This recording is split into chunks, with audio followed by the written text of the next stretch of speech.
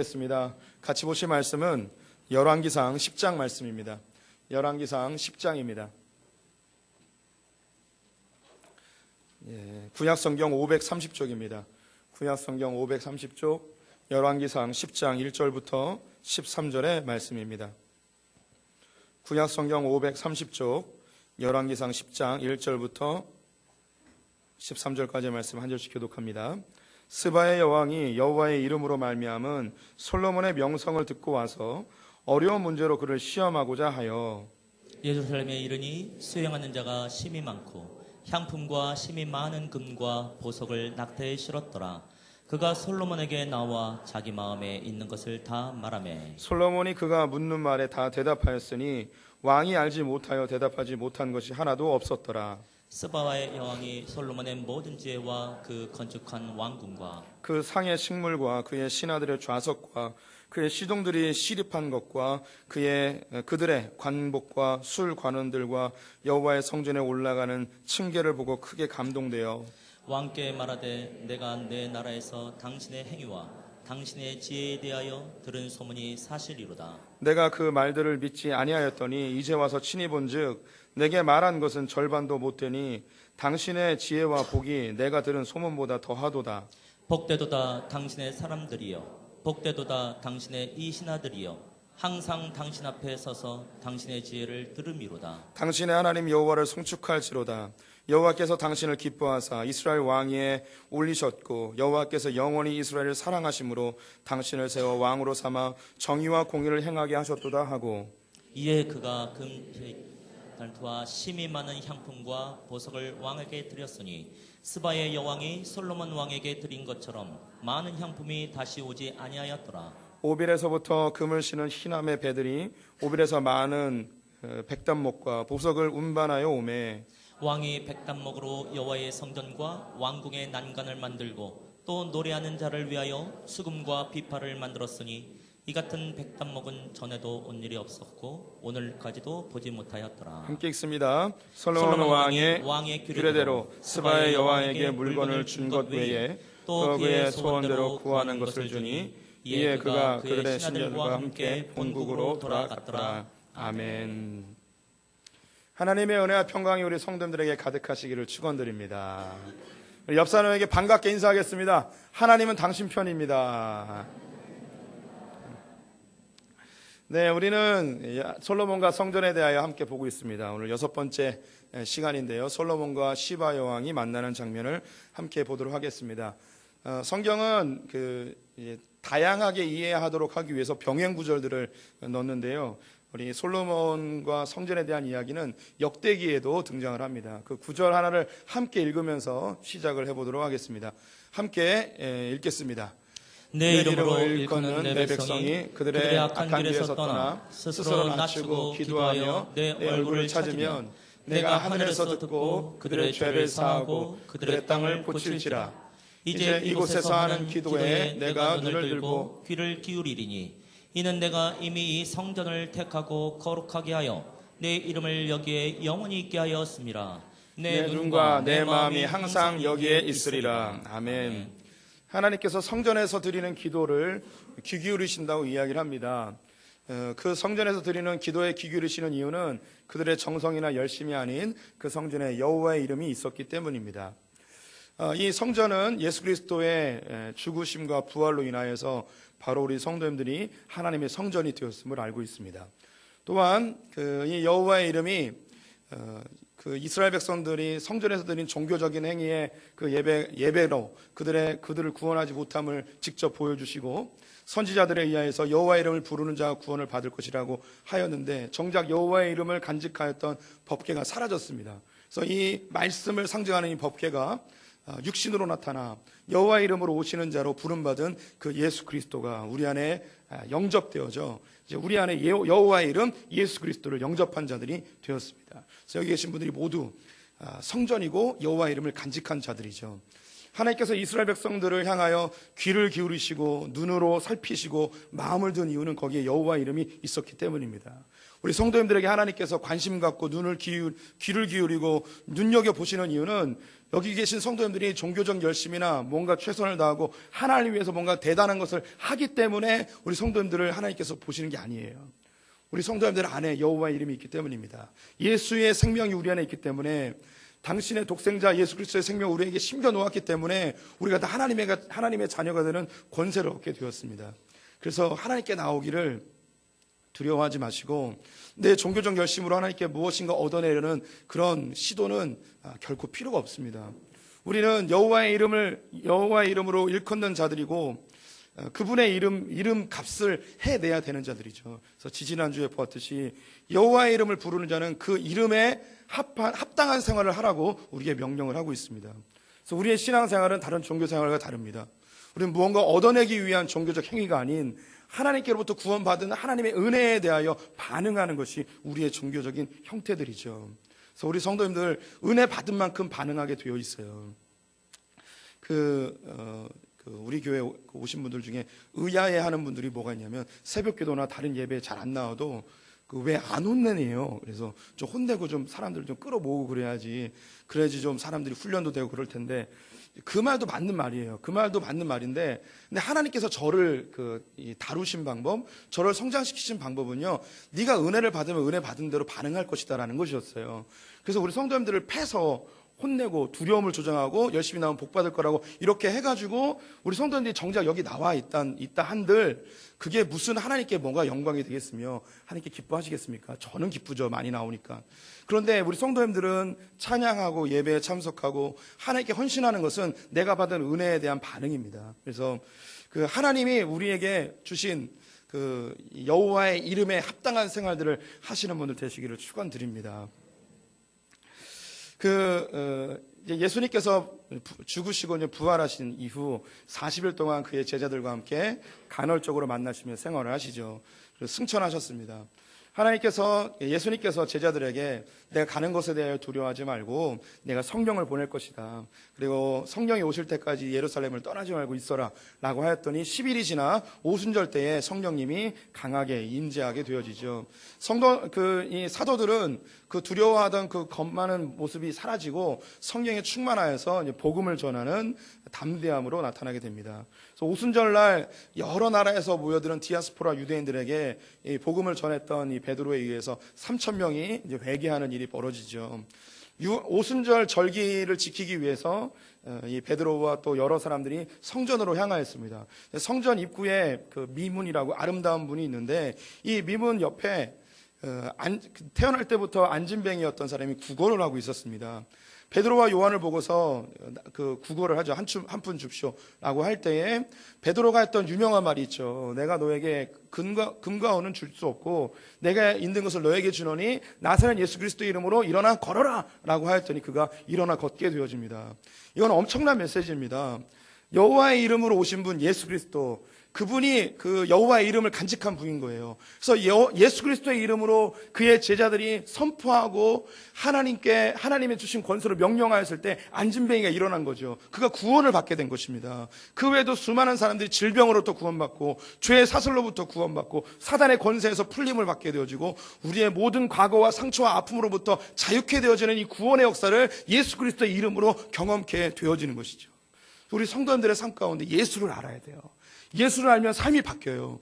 뭐 상담, 치유 이런 것도 유익할 수 있어요. 하지만 예수 없는 상담, 예수 없는 상처로 그 치유로 이게 우리가 회복되어지질 않아요. 단순히 반창고 정도 붙이는 것이지 근본적인 변화는 일어나지 않습니다. 우리의 인격, 우리의 성향, 우리의 모습까지도 바뀌어요. 얼굴도 바뀌어요.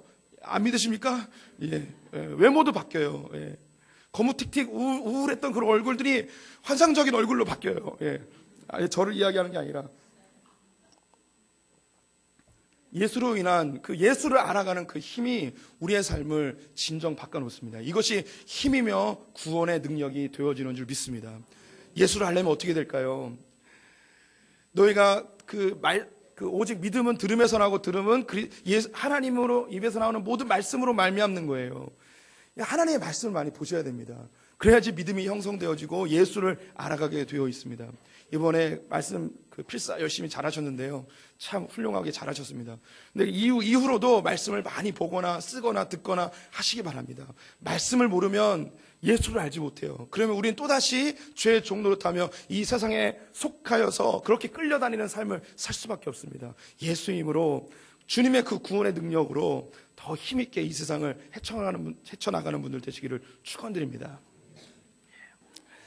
네, 예수의 이름으로 일어나 걸어라 하였더니 일어나 걷습니다. 성전 안으로 들어가죠. 들어가서 찬송하고 하나님의 이름을 높이며 확 뛰노는 거예요. 얼마나 기뻤겠습니까? 사람들이 다 보고 놀란 거예요. 방금 전까지 성전 미문에서 구걸하고 있었거든요. 자기들도 성전 예배 드리기 위해서 올라오는 길에 다 봤거든요. 그랬더니 그 안진뱅이가 베드로와 요한을 붙들어가지고 사람들 앞에 세워가지고, 이 사람들이 바로 나를 고친 사람들입니다 하자 사람들이 다 모여서 베드로의 이야기를 듣습니다. 그때 5,000명이 변화가 되어지죠. 3,000명이 변화할 때 설교한 내용이나 5,000명을 위하여서 했던 그 설교의 내용은 다 똑같습니다. 구약에 이야기했던 예수 그리스도가, 구약에 얘기했던 그 메시아가 바로 이 예수 그리스도라는 거예요. 구약의 내용들은요, 다 예수 그리스도를 향하여 있습니다. 이것이 발견되어질 때 하나님의 은혜를 경험하게 되어져요. 예수님은 2000년 전에 태어난 그냥 성자 중에 한 명이 아니에요. 창세전부터 준비되어진 우리를 죄에서 구원하기 위한 하나님의 유일한 방편이죠. 대제사장들과 율법학자들이, 사람들이 여호와 종교에서 예수님을 쫓는 것을 보며 굉장히 긴장을 하게 되었습니다. 베드로와 요한을 끌고 와가지고 그들을 질책을 하죠. 그래서 네가 무슨 권세로 누구의 이름으로 이런 일을 하였느냐라고 할 때 아주 유명한 이야기를 베드로가 하게 되어집니다. 사도행전 4장 11절부터 13절의 말씀을 같이 읽겠습니다. 함께 읽겠습니다. 이 예수는 너희 건축자들의 버린 돌로서 집 무퉁이의 머릿돌이 되었느니라. 다른 이로서는 구원을 받을 수 없나니 천하 사람 중에 구원을 받을 만한 다른 이름을 우리에게 주신 일이 없음이라 하였더라. 그들이 베드로와 요한이 담대하게 말함을 보고 그들을 본래 학문 없는 범인으로 알았다가 이상히 여기며, 대제사장들과 종교 지도자들이 베드로와 요한을 끌고 와서 어떤 권세로, 어떤 이름으로, 누구의 이름으로 이런 일을 하냐 했더니 예수의 이름, 건축자들의 버린 모퉁이 돌과 같은 이 예수의 이름으로 내가 이 일을 한다 이야기하면서 천하 만국에 구원을 받을 만한 이름을 예수 외에는 주지 아니하였음을 선언하고 있었습니다. 그때 이 대제사장들과 율법학자들이 깜짝 놀라는 거예요.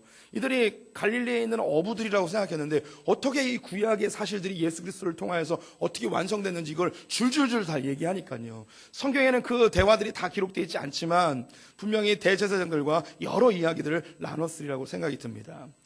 예수를 알게 되면 우리 입이 열려요. 복음을 증거하고 싶어지고요, 예수에 대해서 자랑하고 싶은 마음이 막 생기게 되어지죠. 분명히 얼마 전까지만 해도 분명히 멍청했는데 갑자기 입술 가운데 놀라운 이야기들이 일어나는 거죠.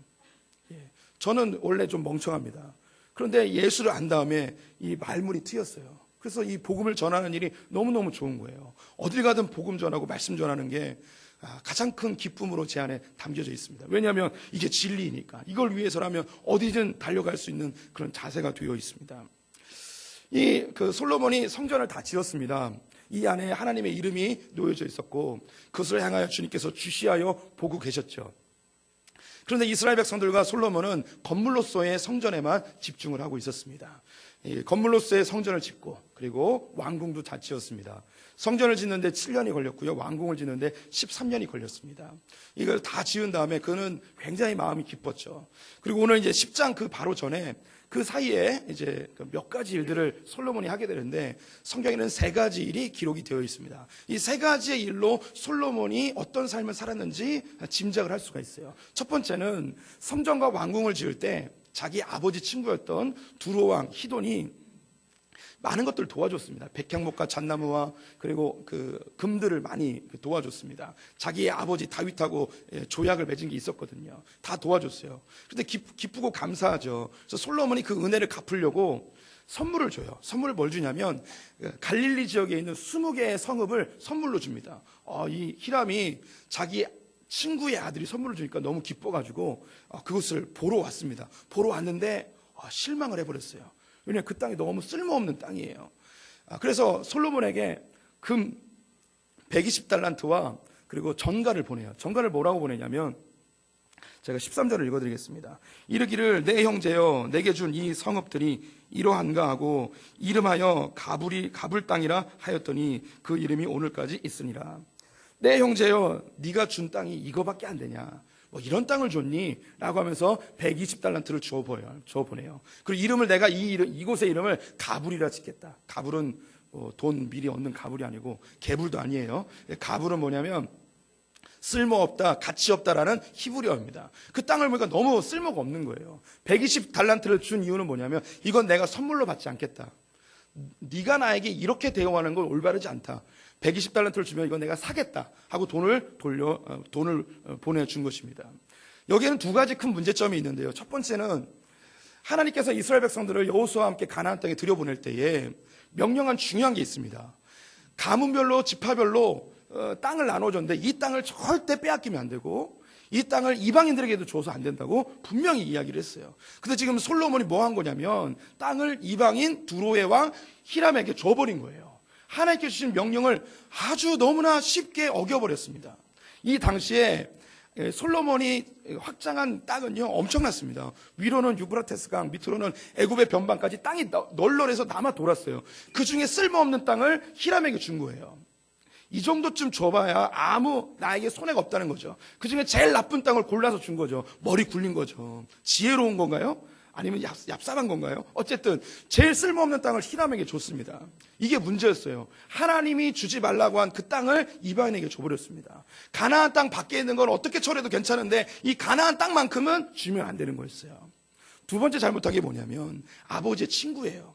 아버지 때문에 받은 걸 도와줬거든요. 의리를 못 지켰어요. 받은 은혜에 대해서 올바르게 반응하지 못하였습니다. 그도 그럴 것이 그 페니키아에 있는 두로 왕하고 지금 솔로몬하고 이제 잽이가 안 돼요. 솔로몬은 지금 당시 중동에서 가장 큰 이 지중해 연안에서 가장 큰 제국을 지금 만들어 놓은 상태입니다. 이것 줘도 감사하게 받아야지 어디서 투덜거려라고 할 정도로 지금 히람 왕에 대해서 그 은혜를 제대로 반응하지 못했어요. 두 번째 무슨 일을 하게 되냐면 국고성, 병고성, 마병의 성을 이제 건축을 하게 됩니다. 이 솔로몬은 이제 건축 중독에 걸린 것 같아요. 성전도 짓고 왕궁도 짓고 모든 국고성들 이런 것들을 막 다 짓는 거예요. 그때 이제 사람들이 많이 필요했겠죠. 돈은 일단 많은데 사람이 필요한데 사람 어떻게 했는가? 자기 백성들을 일꾼으로 삼지 않고 가나안 백성들을 일꾼으로 삼습니다. 이것도 또 하나님 앞에 큰 실수를 한 거예요. 여호수아와 함께 이스라엘 백성들이 가나안에 들어갈 때 하나님이 명령한 것이 가나안 백성들을 다 멸절하든가 아니면 다 쫓아내라고 했습니다. 그런데 그들이 아까운 거죠. 다 쫓아내기에는. 그래서 그들을 다 일꾼으로 삼아요. 솔로몬은 힘이 많았어요. 이스라엘 중에 제일 힘 있는 시대였습니다. 이들을 쫓아내려면 충분히 쫓아낼 수 있었습니다. 그런데 아깝습니다. 이들을 이용하여서 일꾼으로 삼으면 훨씬 경제적인 가치를 창출해낼 수 있는 것이었죠. 그래서 안 쫓아내요. 일꾼으로 삼아요. 세 번째, 나라를 더 부강하게 하기 위해서 무역을 시작합니다.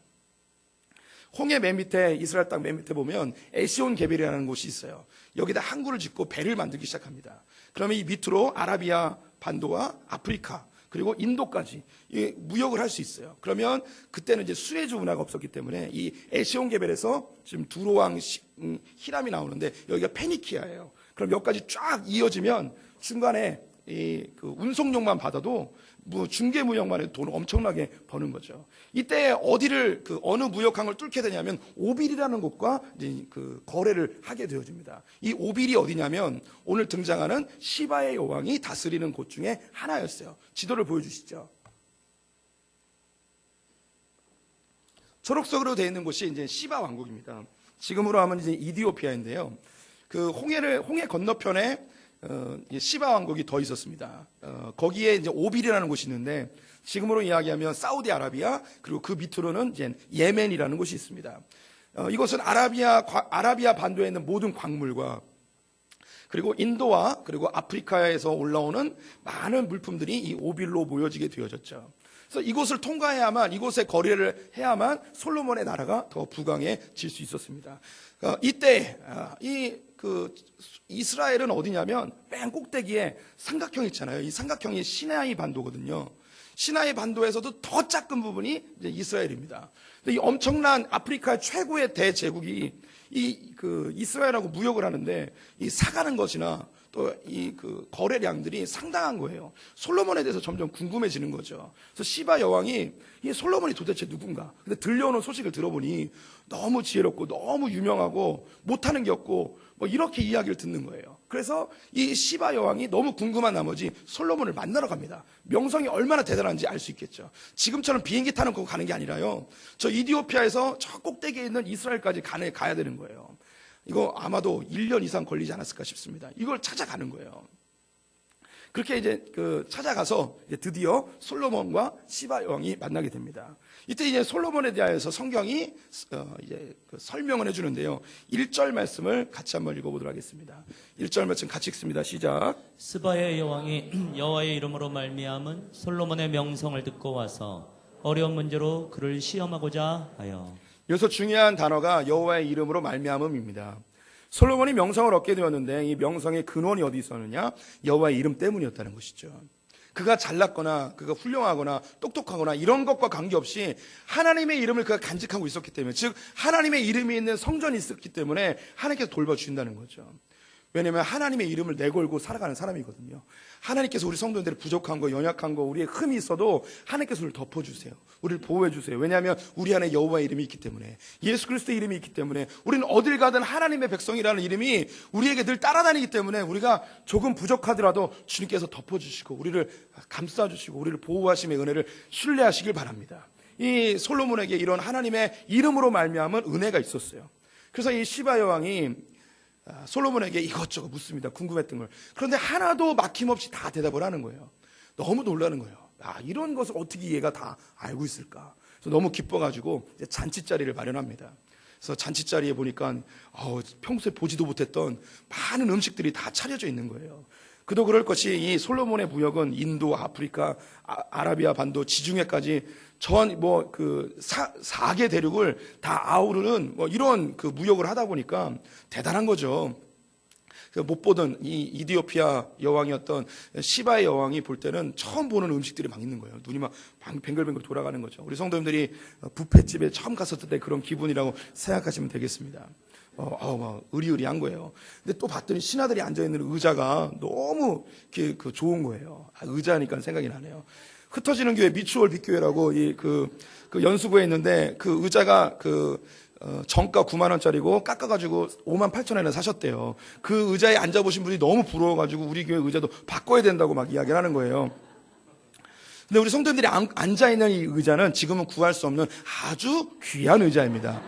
이 의자는 하나에 놀라지 마십시오. 25만 원이에요, 정가. 예, 진짜예요. 목사 얘기하면 좀 믿으세요. 지금은 안 만들어져요. 한국에서 만들 수가 없어요. 왜냐하면 단가가 안 맞아요. 지금 앉아있는 건 다 완벽히 철이에요. 지금은 대부분 이제 알루미늄이나 스테인 이런 걸로 만들어요. 그래서 무거워요. 안 고장나요. 부셔지지도 않아요. 우리 성도님들이 내 던져도 절대 부겨지질 않습니다. 부셔지질 않아요. 그래서 바꾸려면 교회를 새로 부시거나 이렇게 해야만 바꿀 수 있습니다. 남의 거 부러워하지 말고. 이 시바 여왕이 부러운 거예요. 보니까 의자가 의리의리한 거예요. 5만 8천 원짜리 그런 의자 같은 거예요. 너무 좋아 보여가지고 나도 저런 의자 가져가서 앉고 싶다 막 이런 생각이 들었나 봐요. 그리고 성전의 계단을 보니까 화려하고 너무 멋진 거죠. 그러면서 이 시바의 여왕이 모여있는 신하들에게 그리고 솔로몬에게 한마디를 합니다. 시바의 여왕의 이야기가 나온 게 이것 때문에 나온 거예요. 이 두 구절 때문에 나왔는데요. 이 두 구절 같이 한번 읽어보겠습니다. 함께 읽겠습니다. 복되도다 당신의 사람들이여, 복되도다 당신의 이 신하들이여, 항상 당신 앞에 서서 당신의 지혜를 들음이로다. 당신의 하나님 여호와를 송축할지로다. 여호와께서 당신을 기뻐하사 이스라엘 왕 위에 올리셨고 여호와께서 영원히 이스라엘을 사랑하심으로 당신을 세워 왕으로 삼아 정의와 공의를 행하게 하셨도다. 아멘. 이 시바의 여왕이 그의 신하들과 솔로몬에게 했던 이야기인데요. 우리 성도님들이 만약에 하나님께서 나타나셔서 솔로몬이 갖고 있었던 것 중에 한 가지만 내가 너에게 주겠다라고 이야기하면 뭘 갖고 싶다고 이야기하시겠습니까? 우리는 주관식이 약하기 때문에 객관식으로 세계에서 그 누구보다 많은 돈, 1번이고요. 2번, 세계에서 제일 유명한 명성. 세 번째, 1000명의 후궁과 첩. 4번, 그리고 지혜. 그러면 이게 네 가지입니다. 이거 한번 거수로 해보겠습니다. 그 누구도 따라올 수 없는 돈을 갖고 싶다. 예, 예, 할렐루야, 감사합니다. 두 번째, 명성을 갖고 싶다. 유명해지고 싶다. 예, 예, 없네요. 그럼 세 번째, 예, 1000명의 후궁과 첩. 예, 솔직하게, 예, 눈 감을까요, 자매님들? 없네요. 일부 예배 때 박희영 목사님 손 들었는데. 아무도 없어요? 진짜 다시 한번 기회 드릴게요. 혹시 알아요? 주님이 진짜로 해주실지? 1000명의 후궁과 첩. 예, 할렐루야. 믿음대로 될지어다. 4번, 지혜 얻고 싶으신 분. 예, 아유, 많이들 손을 드시네요. 네. 예, 그러면 이 문제를 좀 바꿔볼게요. 우리 아버지가 이것 중에 뭘 갖고 있으면 좋을까? 많은 돈. 아니면 우리 아버지 너무 유명한 분. 세 번째, 아버지가 후궁이 1000명, 첩이 1000명이에요. 네 번째, 지혜. 예, 이렇게 이야기하면 나는 지혜 갖고 아버지는 돈을 가져서 아버지가 죽은 다음에 입이 왜 이렇게 거칠어졌지? 이런 것들을 원하겠죠. 네. 오늘 이제 시바 여왕이 자기 앞에 있는 신하들에게 이야기를 하는 거예요. 뭐라고 이야기를 하냐? 제가 다시 한번 읽어드릴게요. 복되도다 당신의 사람들이요. 복되도다 당신의 이 신하들이요. 항상 당신 앞에 서서 당신의 지혜를 들음이로다. 시바 여왕이 그 신하들에게 내가 이 왕궁에서 정말 가져가고 싶은 거, 너무너무 부러운 게 있는데 그게 뭐냐면 돈도 부러운 게 아니고 솔로몬의 명성도 부러운 게 아니고 첩도 부러운 게 아니라 이 솔로몬이 갖고 있는 이 지혜를 너희들이 날마다 들을 수 있는 이것이 난 너무너무 부럽다. 너희들이 이게 얼마나 복된 건지 아니? 라고 하면서 이야기를 하는 거예요. 이 세상 그 누구도 갖지 못한, 이 세상 어떤 왕들도 갖지 못한 지혜를 이 솔로몬이 갖고 있는데 이 솔로몬의 지혜를 날마다 너희가 들을 수 있으니 내가 너무너무 부럽다. 너희들 얼마나 복된지 모르겠다라고 이야기를 하고 있습니다. 솔로몬은 부도 있었고요. 명성도 있었고 엄청난 군사력과 외교력을 갖고 있었어요.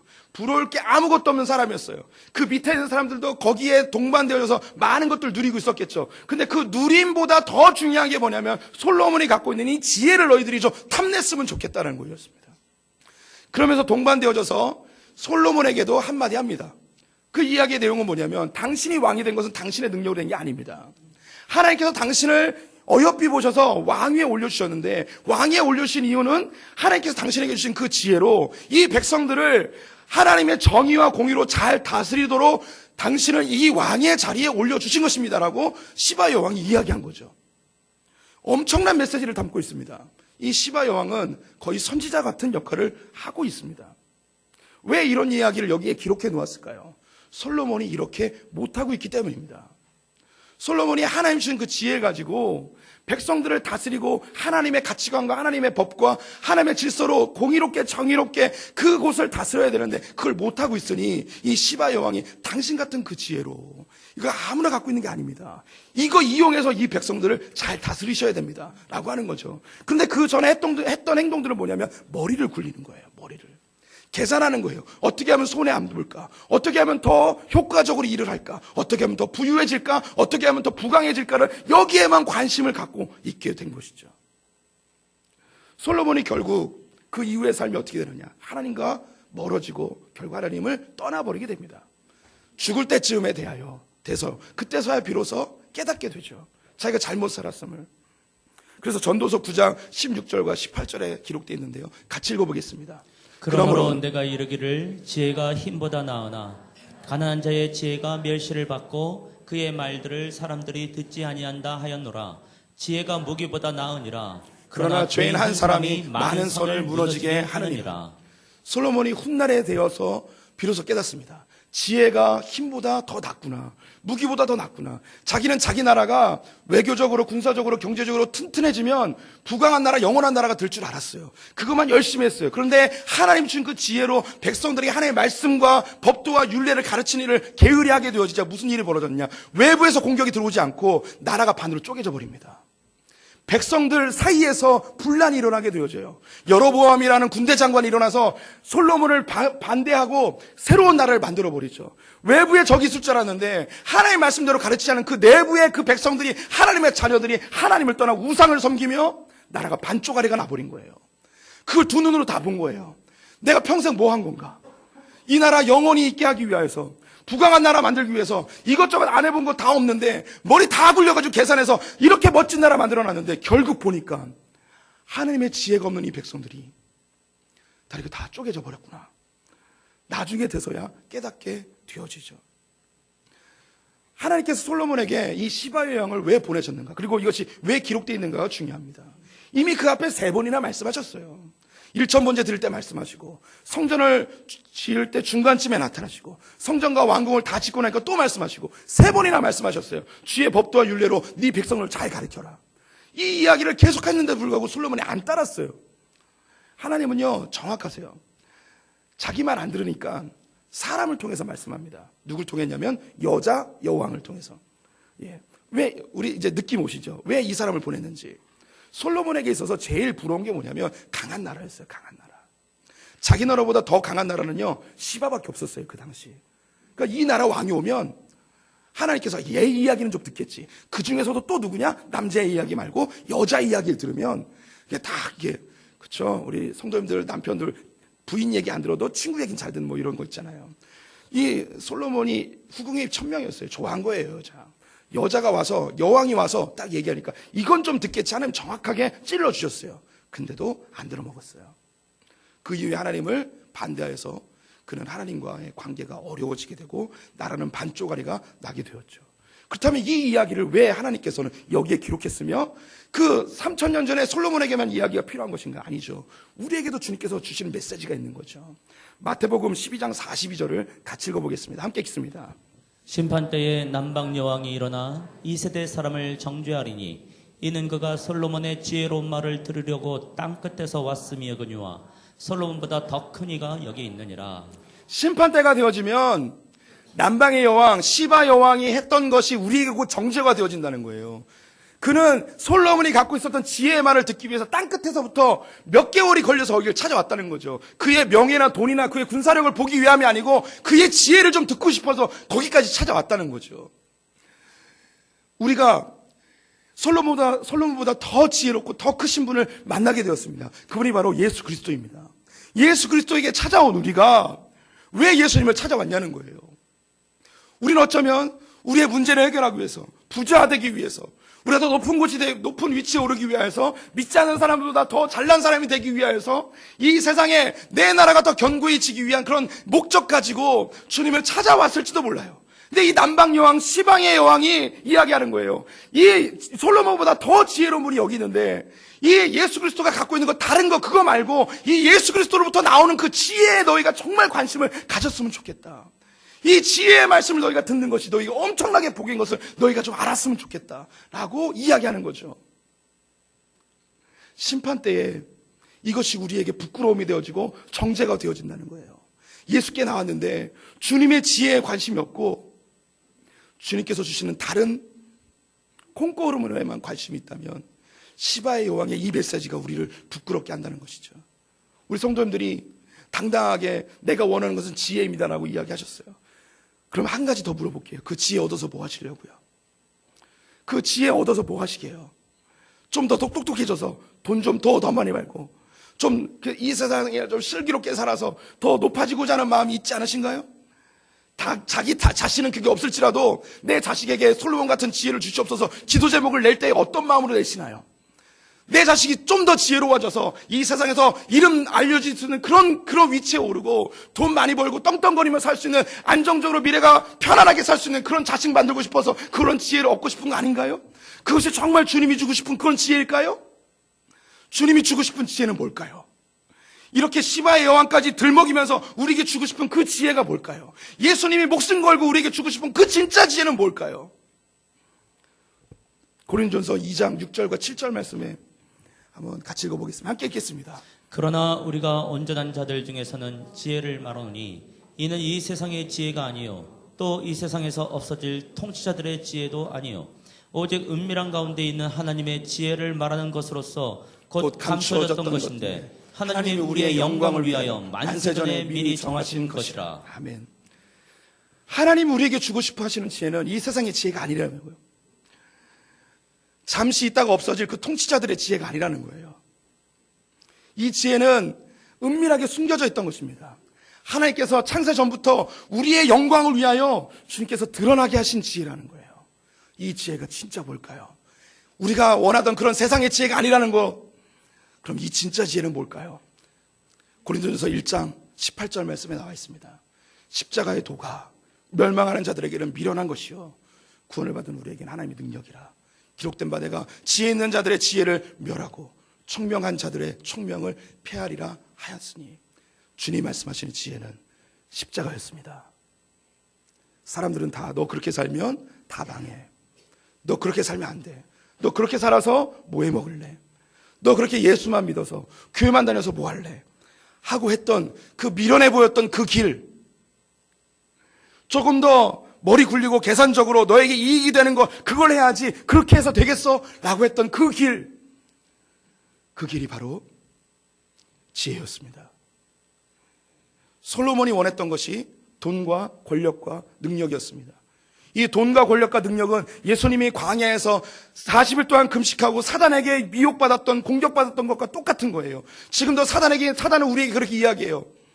돈과 능력과 권세를 가지라고, 지혜로워져서 더 똑똑해져서 그것들을 더 많이 얻으면 이 세상에서 영원히 떵떵거리며 살 것 같은데, 예수님이 그것을 다 거부하시고 어떤 길을 선택하셨는가? 십자가의 길을 선택하셨습니다. 이 십자가의 길은 무엇인가? 내 안에 있는 권세와 돈과 능력과 명예에 대한 이 모든 것들을 십자가에 못 박아버리고 나를 부인하고 내 안에 있는 죄성들을 부인하고 내 안에 계신 예수 그리스도, 다시 사신 그 예수 그리스도와 함께 이 삶을 살아가는 것, 하나님의 통치와 다스림을 받는 것, 내 삶의 구석구석에 하나님의 질서로 다스림을 받는 삶이 바로 십자가의 길이었습니다. 그토록 하나님께서 솔로몬에게 원했던 그 길, 주의 법도와 율례로 다스림을 받는 그 길이 십자가였어요. 그 길을 제발 살기를 바라는 주님의 메시지가 이 솔로몬의 성전에 담겨져 있었습니다. 고린도전서 그 후반부의 구절들도 굉장히 가치가 있어서 25절부터 한 절씩 교독해 보겠습니다. 하나님의 어리석음이 사람보다 지혜롭고 하나님의 약하심이 사람보다 강하니라. 형제들아, 너희를 부르심을 보라. 육체를 따라 지혜로운 자가 많지 아니하며 능한 자가 많지 아니하며 문벌 좋은 자가 많지 아니하도다. 그러나 하나님께서 세상의 미련한 것들을 택하사 지혜 있는 자들을 부끄럽게 하려 하시고 세상의 약한 것들을 택하사 강한 것들을 부끄럽게 하려 하시며, 하나님께서 세상의 천한 것들과 멸시받는 것들과 없는 것들을 택하사 있는 것들을 폐하려 하시나니, 이는 아무 육체도 하나님 앞에서 자랑하지 못하게 하려 하심이라. 너희는 하나님으로부터 나서 그리스도 예수 안에 있고 예수는 하나님으로부터 나와서 우리에게 지혜와 의로움과 거룩함과 구원함이 되셨으니, 기록된 바 자랑하는 자는 주 안에서 자랑하라 함과 같게 하려 함이라. 십자가가 이 세상의 모든 지혜보다 더 능합니다. 십자가가 이 세상의 어떤 강함보다 더 능합니다. 우리 성도님들, 십자가가 지혜였습니다. 이 설교를 시작할 때 지혜는 하나님과의 연합이라고 말씀을 드렸습니다. 이 하나님과의 연합을 위해서는 반드시 십자가를 통과해야 됩니다. 내 안에 있는 나를 부인하고 나를 죽이고 십자가에 매달아 하나님으로 나를 다 채워 이 삶을 살아가는 것이, 하나님의 통치와 다스림을 받으며 내 삶 구석구석을 그렇게 살아가는 것이 바로 지혜였습니다. 우리 성도님들, 시바 여왕이 우리에게 정죄를 한다고 합니다. 주님께 왜 나오셨습니까? 다른 건 다 좋은데 십자가만 싫지 않습니까? 다른 건 다 좋은데 십자가만큼은 거부하고 싶지 않습니까? 내 본능과 내 죄성과 내가 원하는 것들을 포기하고 주님이 가라 하신 그 길을 걷는 것이, 그것만은 하고 싶지 않죠. 주님이 이야기합니다. 그 안에 진정한 지혜가 숨겨져 있다고. 기도하겠습니다.